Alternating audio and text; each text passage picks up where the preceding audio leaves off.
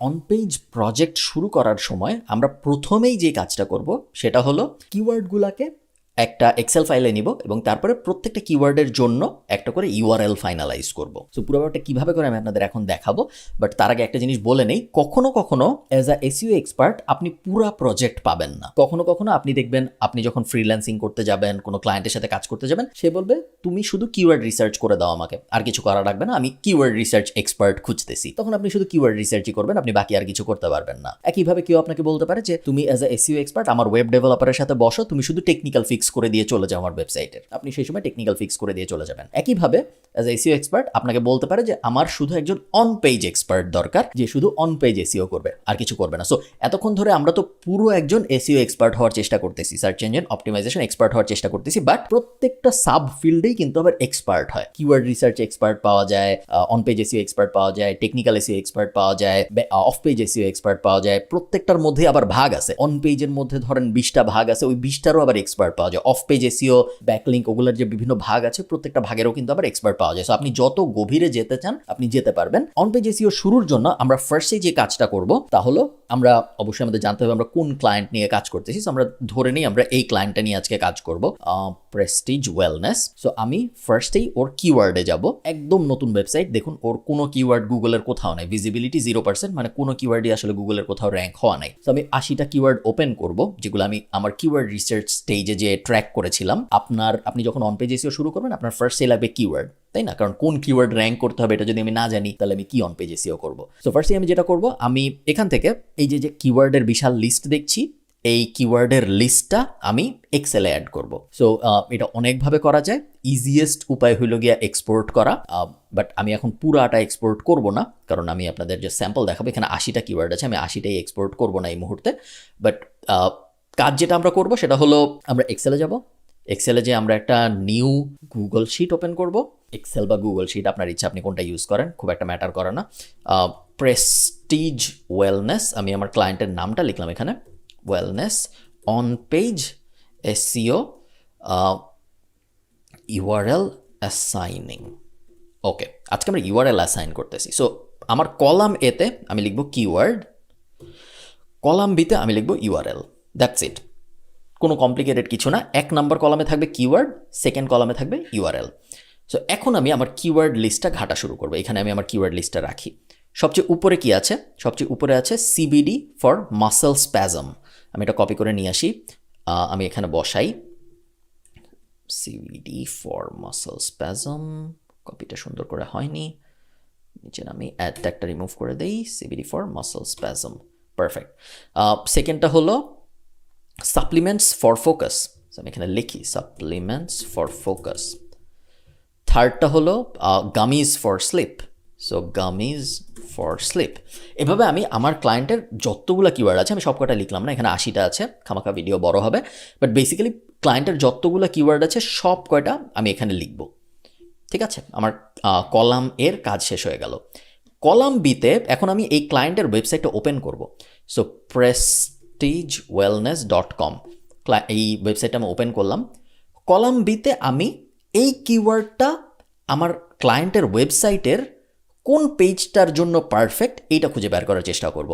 যখন একটা ওয়েবসাইট তো আসলে কখনো র্যাঙ্ক হয় না, সবসময় একটা পেজ র্যাঙ্ক হয়। সো আমরা যদি একটা খুব সহজ এক্সাম্পল দেখি, মনে করেন cat food for all cats, আমাদের প্রিয় এক্সাম্পল। এটা লেখে আমি যখন সার্চ দিচ্ছি, এই যে জিনিসগুলো র্যাঙ্ক হচ্ছে গুগলের প্রথম পেজে, এগুলো তো ওয়েবসাইট না। এই যে আমি যদি এটা যাই, এটা তো একটা পেজ, তাই না? এই ওয়েবসাইটের ভিতরে একটা পেজ, zooplus.ai হইল ওয়েবসাইট, আর পুরাটা হইলো একটা পেজ। এই পেজটা র্যাঙ্ক হয়েছে। একটা ওয়েবসাইট কিন্তু কখনো কোথাও র্যাঙ্ক হয় না, সবসময় একটা পেজ র্যাঙ্ক হয়। সো এখন আমাদের আইডেন্টিফাই করতে হবে যে এই কিওয়ার্ডটা লিখে সার্চ দিলে আমার ক্লায়েন্টের ওয়েবসাইটের কোন পেজটা র্যাঙ্ক হওয়া উচিত। এটা আমি কিভাবে চিন্তা করে বের করব? সিম্পল, এই কিওয়ার্ডটা দুইটা ব্যাপার আমার মাথায় রাখতে হবে। 1 নম্বর ব্যাপার হলো এই কিওয়ার্ডের জন্য ক্লায়েন্টের কোনো একটা ডেডিকেটেড পেজ আছে নাকি, যেই পেজে এই কিওয়ার্ডটার টপিকটা নিয়েই কথাবার্তা হয়, পয়েন্ট নাম্বার 1। পয়েন্ট নাম্বার 2 হইল এমন কোন পেজটা আমি র্যাঙ্ক করতে পারি যেই পেজে মানুষ যখন গুগল থেকে এসে পড়বে, গুগলে সার্চ দিবে, সার্চ দিয়ে ওই পেজটা দেখবে, ওই পেজে এসে ল্যান্ড করবে, তখন ওই মানুষটার কনভার্ট হওয়ার চান্স বেশি। কনভার্ট বলতে কি বোঝায়? ই কমার্স সাইট হলে কনভার্ট মানে হইলো সে কিছু কিনবে। যদি সার্ভিস ওয়েবসাইট হয় তাহলে কনভার্ট হওয়া মানে হইলো সে হয় ফোন দিবে বা ফর্ম ফিল আপ করবে, একটা লিড হয়ে যাবে সে। সাধারণ ব্লগ যদি হয় সেই ক্ষেত্রে কনভার্ট হওয়া মানে হইলো সে অনেকক্ষণ পড়বে ব্লগটা। সো বেসিক্যালি মানুষ যখন গুগল থেকে ওই পেজে আসবে সে হ্যাপি হবে, সে যা খুঁজতেছিল তাই আসে ওই পেজে, এরকম হবে। এই দুইটা ব্যাপার মাথায় রেখে আমরা এখন ইউআরএল অ্যাসাইন করব আমাদের প্রত্যেকটা কিওয়ার্ডের জন্য। সো প্রথমটা আমরা দেখি সিবিডি ফর মাসল স্প্যাজম। এখন আমরা আমাদের এই ওয়েবসাইটটা ঘেটে বোঝার চেষ্টা করব যে এই ওয়েবসাইটের কোন পেজটা আমরা সিবিডি ফর মাসল স্প্যাজম এই কিওয়ার্ডটার জন্য র্যাঙ্ক করতে চাই।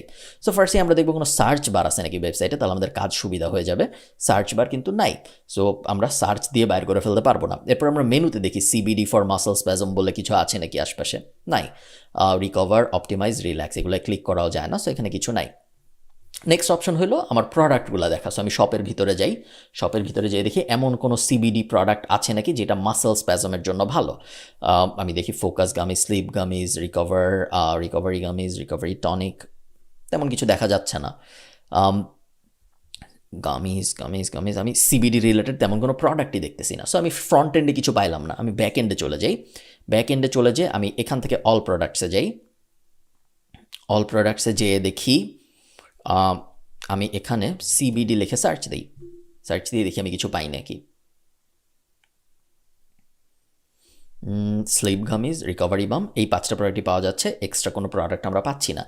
সো এর থেকে আমরা বুঝতে পারলাম এই কিওয়ার্ডটার জন্য এই ওয়েবসাইটে কোনো ভালো ইউআরএল নাই এই মুহূর্তে। তখন আমি এখানে NA লিখে দেব। এনে কেন লিখতেছি একটু পরে আসতেছি, আমরা বাকি দুইটা করে আসি। Supplement for focus, recovery related product আছে বাট সাপ্লিমেন্ট রিলেটেড প্রোডাক্ট নাই, এটাকে আমরা NA করে দিই। গামিজ ফর স্লিপ, আমরা দেখতেছি স্লিপ গামিজ নামে আমার একটা পেজ আছে। এই পেজটা যদি আমরা গামিজ ফর স্লিপ ওই কিওয়ার্ডটার জন্য র্যাঙ্ক করতে পারি তাহলে অবশ্যই মানুষ হ্যাপি হবে, ক্লায়েন্টও হ্যাপি হবে, কনভার্সন ভালো হবে। সো এই ইউআরএলটা আমি কপি করলাম, কপি করে আমার ওয়েবসাইটের আমার গুগল শিটে এখানে এসে এখানে পেস্ট করে দিলাম। এইভাবে আমি আমার 80টা কিওয়ার্ডের জন্য বা 100টা কিওয়ার্ডের জন্য কিওয়ার্ড রিসার্চে যতগুলো আছে বা ক্লায়েন্ট আমাকে যতগুলো কিওয়ার্ড দিছে, যদি আমি নিজে কিওয়ার্ড রিসার্চ না করে থাকি, প্রত্যেকটার জন্য আমি ইউআরএল অ্যাসাইন শিটটা এভাবে বানাবো। এখন বানানোর পরে এখানে দুইটা ব্যাপার আপনাদের খুব মনোযোগ দিয়ে দেখতে হবে, এগেইন খুবই মনোযোগ দিয়ে দেখতে হবে। এই জায়গাগুলো ভুল হয়, যে জায়গাগুলো ভুল হয় ওগুলো আমি আরও বারবার এমফাসাইজ করে বলতেছি, বিকজ আমি জানি কোন জায়গাগুলো ভুল হয়, আমি অনেক এসইও এক্সপার্টদের সাথে কাজ করেছি জীবনে। প্রথম যে জায়গায় ভুল হয় সেটা হলো অনেকে ভাবে একটা ইউআরএল মনে হয় শুধু একটা কিওয়ার্ডের জন্যই র্যাঙ্ক করা যায়। এটা ভুল ধারণা। একটা ইউআরএল 10-15টা কিওয়ার্ডের জন্য র্যাঙ্ক করা যেতে পারে। সো গামিজ ফর স্লিপ এইটার জন্য এই ইউআরএলটা ভালো। আমরা একটু আমাদের কিওয়ার্ড ফাইলে যেয়ে দেখি অন্য কোনো স্লিপ কিওয়ার্ড আছে নাকি। Olly sleep gummies, best CBN gummies for sleep, CBN sleep gummies, sleep CBD gummies. Sleep CBD gummies দেখেও আমার মনে হচ্ছে এটাও কিন্তু একটা সুন্দর কিওয়ার্ড, স্লিপ সিবিডি গামিজ। এবং এটার জন্য কিন্তু আমি সেম ইউআরএল টার্গেট করতে পারি।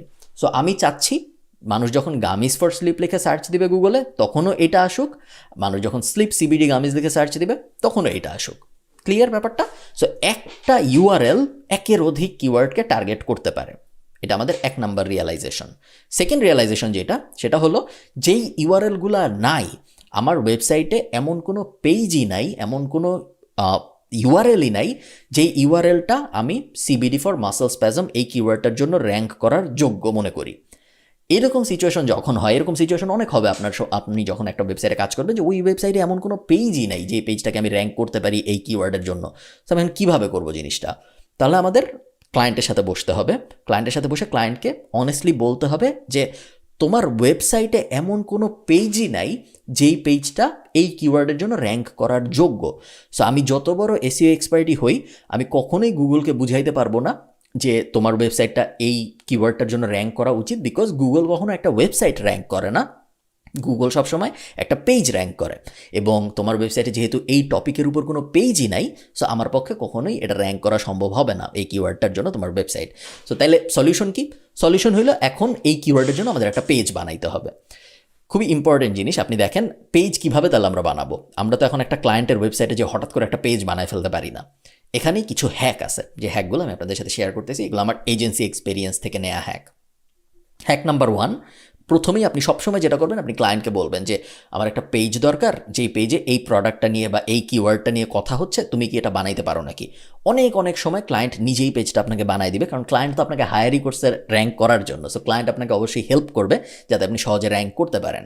সো অনেক সময় ক্লায়েন্ট আপনাকে নিজেই বানাই দিবে, অথবা ক্লায়েন্ট বলবে যে আমার কন্টেন্ট রাইটার আছে, কোনো সমস্যা নেই, আমার কন্টেন্ট রাইটারকে তুমি বলো কোন কিওয়ার্ডের জন্য, কোন টপিকের জন্য পেজ লাগবে, ও কন্টেন্ট লিখে সুন্দর মতো পেজ বানাই দিবে। অপশন 1 ইজি অপশন, যদি এটা হওয়া যায় খুব ভালো।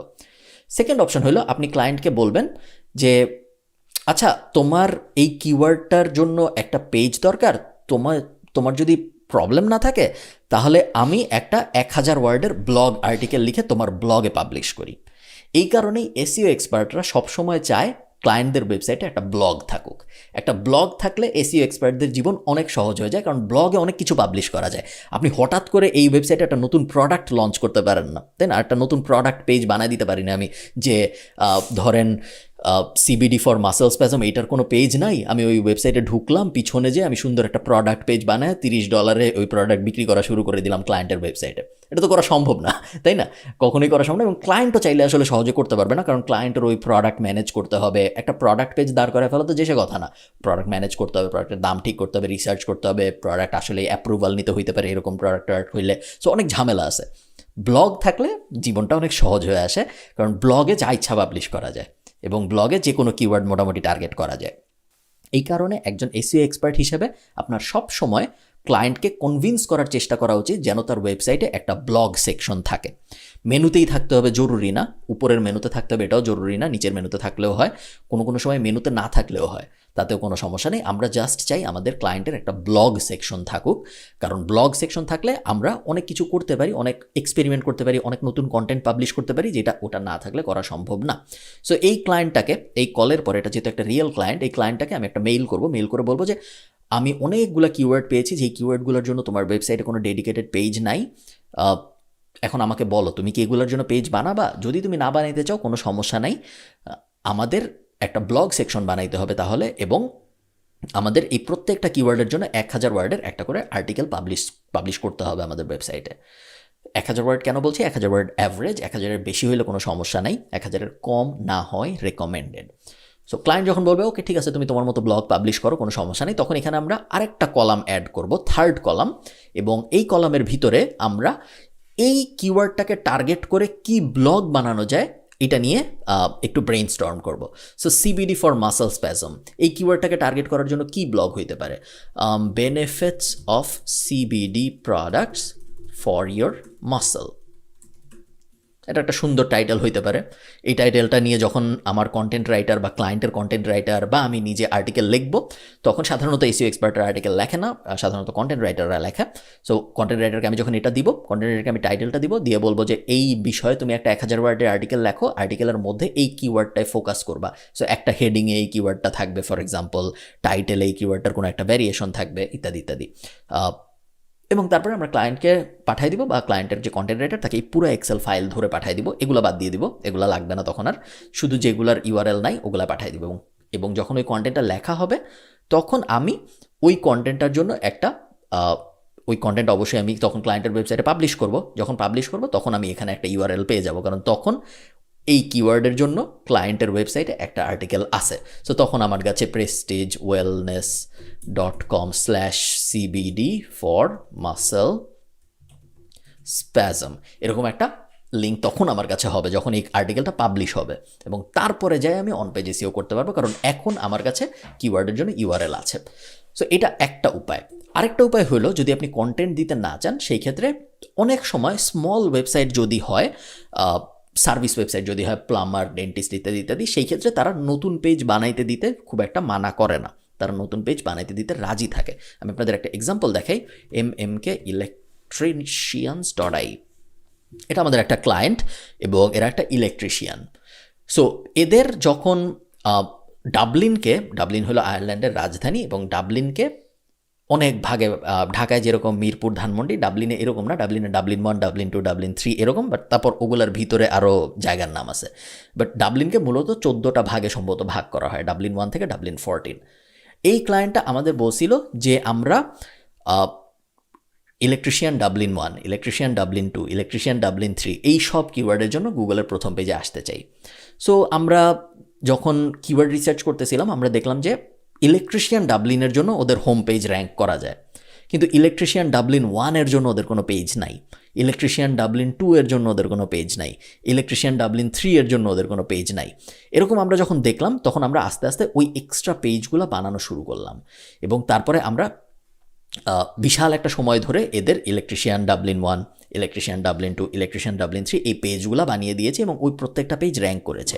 ওই পেজগুলো কিন্তু এখানে নাই, মেনুতে নাই, নিচের মেনুতেও নাই, সব কয়টা পেজ ব্যাক এন্ডে আছে, সাইট ম্যাপ দিয়ে দেখা যায়, বাট ফ্রন্ট এন্ডে নাই, এবং তারপর ওই পেজগুলো কিন্তু র্যাঙ্কও করেছে।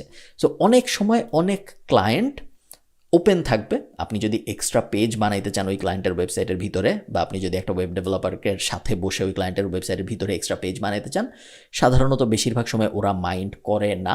যেমন এই যে ইমার্জেন্সি ইলেকট্রিশিয়ান পেজটাও আমরা বানিয়েছিলাম, আমার মনে আছে। আপনি একটু ইমাজিন করেন, ওরা ইমার্জেন্সি ইলেকট্রিশিয়ানের জন্য র্যাঙ্ক করতে চাইছিল গুগলের প্রথম পেজে, বাট ওদের ইমার্জেন্সি ইলেকট্রিশিয়ান বিষয়ে কোনো পেজই ছিল না। তো তখন আমরা বলছি ওকে, আমরা তোমার ওয়েবসাইটের নতুন পেজ বানাই দিই ইমার্জেন্সি ইলেকট্রিশিয়ান নামে, তোমার ওয়েব ডেভেলপারকে দাও, আমরা তোমার ওয়েব ডেভেলপারের সাথে বসে আমরা তারপর এই পেজটা বানাই দিছি। তেমন কোনো জটিল পেজ না, কিন্তু খুব সিম্পল একটা পেজ, এবং এটা কিন্তু ইমার্জেন্সি ইলেকট্রিশিয়ানের জন্য র্যাঙ্ক করা। এবং এটা যদি আমরা না বানাতাম তাহলে আমরা কখনোই আমাদের যে ইউআরএল অ্যাসাইনিং ওখানে একটা ইউআরএল দিতে পারতাম না ওই কিওয়ার্ডটার জন্য, এবং তখন অবশ্যই ওটা কখনো র্যাঙ্ক হইতো না। সো অন পেজ এসইওর ফার্স্ট মেজর কাজই হলো ইউআরএল অ্যাসাইনিং করা, এবং এই পুরো প্ল্যানটা করা যে আমার কিওয়ার্ডগুলোর জন্য কোন কোন ইউআরএল আছে, যেগুলো নাই ওগুলার সলিউশনটা আমি কীভাবে দিচ্ছি। আমি কি নতুন পেজ বানাবো, আমার ক্লায়েন্ট কি নতুন পেজ বানাবে, পুরো ব্যাপারটা কীভাবে হবে। কারণ কিওয়ার্ডের জন্য যদি ইউআরএল না থাকে তাহলে আপনি অবশ্যই কখনো র্যাঙ্ক করতে পারবেন না, কারণ একটা পেজই আসলে গুগলে র্যাঙ্ক হয়।